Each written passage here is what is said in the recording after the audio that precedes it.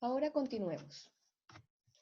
Para poder entender cómo es la doctrina de la calificación de la lex causae. Retomemos justamente, los máximos exponentes son Wolff y Despanet, que sostienen claramente que el legislador ordenará aplicar una ley extranjera a una situación privada. Es su deseo que aquella norma la organice hasta sus últimas consecuencias. Se entendería que fuese así, salvo que la ley foránea sea contraria al orden público del derecho que juzga el caso. Despanet es muy fundamental en el análisis o en el entendimiento de la teoría de la lex causae o de la lex causae, la cual tiene muchísimos contradictores, porque pareciera que ella misma es una sobrecalificación o calificación de segunda o en segundo término. Veamos mejor. Despanet, en defensa de esta teoría o de esta doctrina, sostiene que de no aplicarse la lex causae al momento de calificar esa relación jurídica, esa categoría jurídica, se produciría una contradicción que surge de aplicar una ley extranjera, pero interpretándose conceptos conforme al derecho del juez que interviene, es decir, al derecho del juez lex fori. Por eso sustentaba que la ley extranjera debía ser aplicada como lo haría el juez del país del derecho designado como competente por el punto de conexión de la norma de conflicto. Esto es, con las propias calificaciones del derecho extranjero. Expliquemos mejor esta parte. Esta teoría, a criterio propio, ha sido muy cuestionada. ¿Por cuánto o por qué la identificación de la norma de conflicto aplicable siempre va a presuponer, señores, la previa calificación de una relación jurídica en una determinada categoría?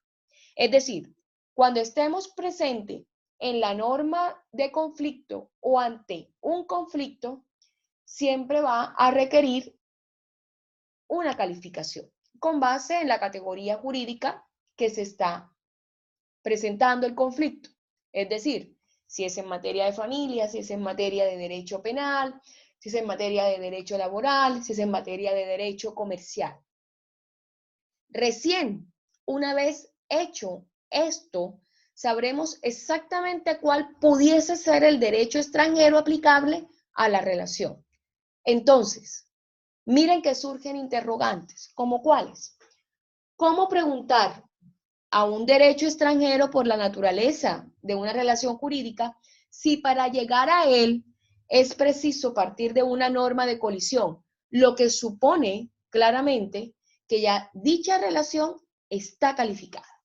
Entonces, para superar este problema, señores, implícitamente estamos nacionalizando el derecho internacional o el derecho extranjero. Entonces, aparece nuestro muy entrañable Werner Goldsmith, que tuvo una influencia máxima en el desarrollo del derecho internacional privado y el cual propone una aplicación parcial de la teoría de Bartin y sostiene que los puntos de conexión se califiquen con lex fori, puntos de conexión que veíamos en nuestra sesión académica anterior, como la nacionalidad, como el domicilio, que son los dos principales puntos o factores de conexión, y que el tipo legal se lo haga o se realice por lex causae. Con este mecanismo, los significados de los puntos de conexión le brindará el derecho del juez que está aplicando la norma indirecta, que es quien define qué se entiende por domicilio, residencia, lugar de cumplimiento, nacionalidad. De esta manera, arriba al derecho declarado competente, y es con ese derecho que se va a calificar. Por ejemplo, ¿qué se entiende por régimen patrimonial de matrimonio? adopción, divorcio, nacimiento, contrato incumplido, responsabilidad extracontractual o contractual, entre otros.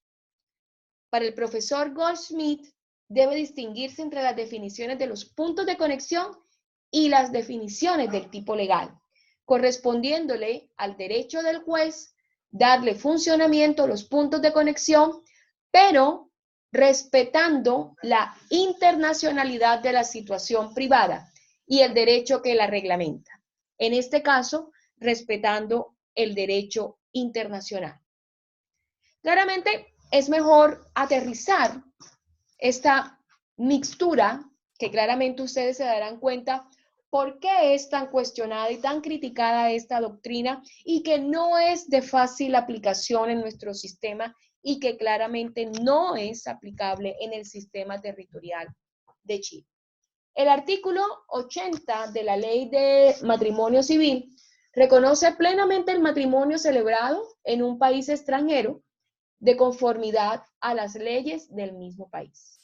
Pero si un matrimonio es celebrado en Estados Unidos, donde existe legalmente el matrimonio consensual, este sería reconocido por la ley chilena por cuanto el matrimonio se celebró de conformidad a las leyes originarias o a las leyes del mismo país. Tal sería el resultado si lo calificaríamos a la figura del matrimonio por la lex causae. Pero antes, previamente, ha existido ya una calificación. Y es obviamente cuando nos remitimos a las leyes del mismo país. Esa frase es muy singular, porque esa frase nos muestra la predominancia de la aplicación de la lex fori, la ley del foro, la ley local. Entonces, si calificamos el acto por la lex fori, según la cual el matrimonio en el derecho civil chileno es un contrato solemne, el matrimonio o el acto jurídico celebrado en Estados Unidos no podría ser considerado matrimonio. Entonces, estas soluciones claramente entre la aplicación previa de la lex fori y a posteriori la aplicación de la lex causae manejan un círculo ilógico y un círculo vicioso, en el cual para determinar la lex causae, el juez debe interpretar previamente la norma de conflicto, lo que no podría ser, obviamente, con una lex causae que no conoce en el fondo. La lex causae, su mayor dificultad es que ya en el momento en que se está presente en la norma de conflicto y se establece la relación jurídica, ya está calificada, porque ya el sistema o el Código Civil, en este caso del matrimonio, nos está indicando la aplicación de la legislación como tal. ¿Cuál es la lex fori? Entonces, si tomamos en cuenta las soluciones que planteaba el profesor Goldschmidt, Werner Goldschmidt, que claramente debía distinguirse entre las definiciones del punto de conexión y las definiciones de tipo legal, corresponden al derecho del juez competente, pero que también debían estar en suma con el derecho internacional de la situación privada, es muy complejo, porque podría prestarse para confusiones. Mejor aún, que los sistemas clarifiquen en qué momento se aplica la lex fori o ley del foro y en qué momento se puede remitir a la ley internacional o ley extranjera. Entonces, claramente hoy en día muchos autores son respetuosos de la aplicación de la norma extranjera, sobre todo para las soluciones de los conflictos de la norma indirecta o norma atributiva. Dicho de manera más sencilla, siempre el punto de conexión, más que las calificaciones, van a ser herramientas mucho más fáciles para poder determinar si estamos frente a una lex fori o frente a una lex causae. Continuemos nuestro módulo.